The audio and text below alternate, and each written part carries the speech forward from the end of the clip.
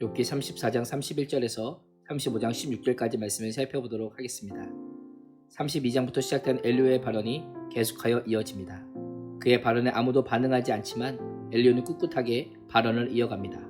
전과 같이 욥의 말을 인용하여 반박하고 문제점이 무엇인지 따지고 검증하는 형식으로 발언은 계속됩니다.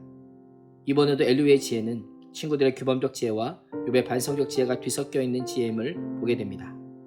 31절에서 34절은 욥에게 회개를 강요하는 엘리후입니다. 그대가 하나님께 죄를 고백하고서 다시 죄를 짓지 않겠다고 약속하신 적이 있으십니까? 잘못이 무엇인지를 일러 알려달라고 하나님께 요구하면서 다시는 악한 일을 저지르지 않겠다고 약속하신 적이 있으십니까? 라고 물으며 끝까지 회개하지 않는 악인들의 통성적인 모습을 따르는 욥을 책망합니다. 엘리후 역시 욥의 친구들처럼 욥이 진즉 회개했어야 하는데 하지 않았다고 비난합니다. 회개 없이는 하나님과의 화목도 없다는 것입니다. 엘리후의 이러한 주장은 옳지 않습니다. 욥은 회개를 거부한 것이 아니라 자신의 고난이 특정한 죄로 인한 결과가 아니라고 생각하기에 친구들의 회개 권유에 대해 자신의 심정을 토로한 것뿐입니다. 욥에게 고난을 주신 하나님의 뜻을 알지 못한 엘리후는 자신의 지혜로 욥의 상황을 판단하며 고난은 죄의 결과이니 고난에 상응하는 죄가 무엇인지 모른다면 깨닫지 못하는 죄를 회개할 것을 명령한 것입니다. 35절에서 37절은 욥을 정죄하는 엘리후입니다. 엘리후는 배심원들에게 욥을 책망하는 자신의 입장에 공감해 주기를 요청합니다. 욥의 말은 무식하고 지혜롭지 못하다고 평가하며 악인들과 같이 욥이 끝까지 시험을 받아야 한다고 주장합니다. 욥의 새 친구들처럼 엘리후가 보기에 욥은 그의 죄에 반역죄를 더하고 손뼉을 치며 하나님을 거역하는 사람에 불과했습니다. 엘리후는 새 친구들과 같이 욥의 진심과 의도를 알지 못한 채 자신의 생각을 말할 뿐입니다. 새 친구에 비해 하나님의 절대 주권과 의에 강조점을 두는 모습이 있지만 그 역시 인과응보와 상선벌악의 원리에서 벗어나지 못하는 한계를 가진 연약한 인간임을 보여주고 있습니다. 욥의 새 친구들과 엘리후의 변론의 한계는 하나님께서 등장하셔서 말씀해 주셔야만 하는 그 이유를 선명하게 보여주는 역할을 하고 있습니다. 35장 1절에서 10절은 반성적 지혜의 입장에서 욥에 대한 비판과 조언입니다. 범죄하지 않은 것이 무슨 유익이 있겠느냐라고 하는 욥의 말에 이러한 태도는 하나님보다 내가 더 옳다, 더 의롭다라고는 매우 교만한 태도라고 지적합니다. 그러나 욥은 이러한 말을 한 적이 없습니다. 까닭 있는 신앙을 주장한 엘리바스가 사용했고 욥은 하나님을 섬기고 하나님께 기도하는 것이 무슨 유익이 있겠는가라고 말하는 불신앙인들을 비판할 때 다른 단어를 사용했습니다.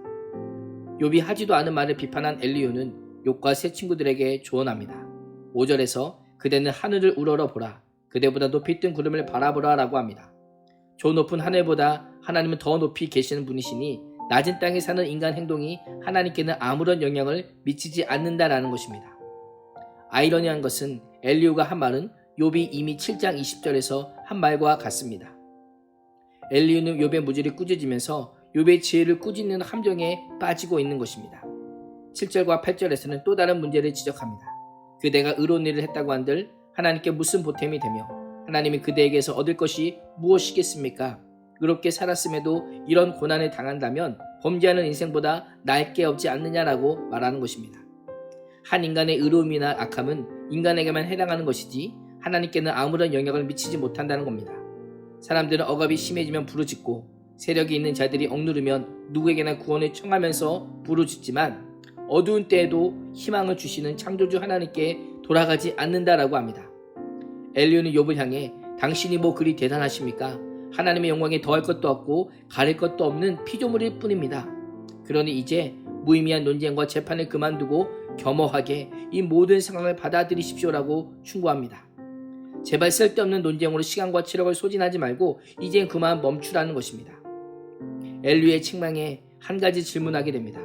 그런 대단한 하나님이라면 왜 욥의 죄악에 대해서는 잔인할 정도로 심판하시는 것인가입니다. 만약 상관하지 않는 하나님이라면 심판도 하지 말아야 할 것입니다. 이런 엘리후의 책망이 어떻게 들리십니까? 하나님께서 욥에게 고난을 내리신 이유는 욥의 의로움을 증명하기 위함입니다. 하나님의 의로운 통치는 우리에게 하나님의 의에 줄이고 목말라 할 것을 요청하고 있음을 기억해야 합니다. 11절에서 16절은 욥의 말에 대한 비난입니다. 엘리후는 욥에게 당신만 특별하다고 생각하지 말라. 세상에 학대당하는 사람을 천지에 널렸고 당신은 그중 한 사람일 뿐입니다.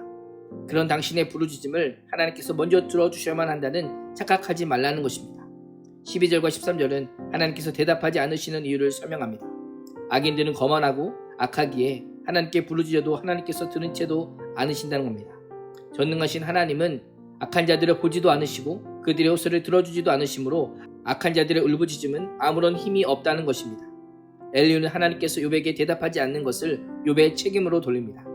욥의 교만과 가식적인 부르짖음 때문에 응답하시지 않는 것이라고 지적합니다. 다시 말하면 진정한 교훈과 지혜를 주시는 하나님을 진정 찾지 않았기 때문이라고 말합니다. 이제 시작인데 무슨 엄살이냐고 화를 돋우고 있습니다. 가만히 생각해 보십시오. 욥이 엘리후에게 듣고 싶었던 이야기가 이런 신학적인 이야기였을까요? 하나님께서 대답 안 할 헛된 말을 하고 있구나라고 하는 책망일까요? 그렇지 않을 겁니다. 욥은 극심한 고통 가운데 있는 자신의 아픔을 함께 해줄 사람을 원했을 것입니다. 함께 있어주는 사람, 함께 있어주는 사랑을 기대했을 것입니다.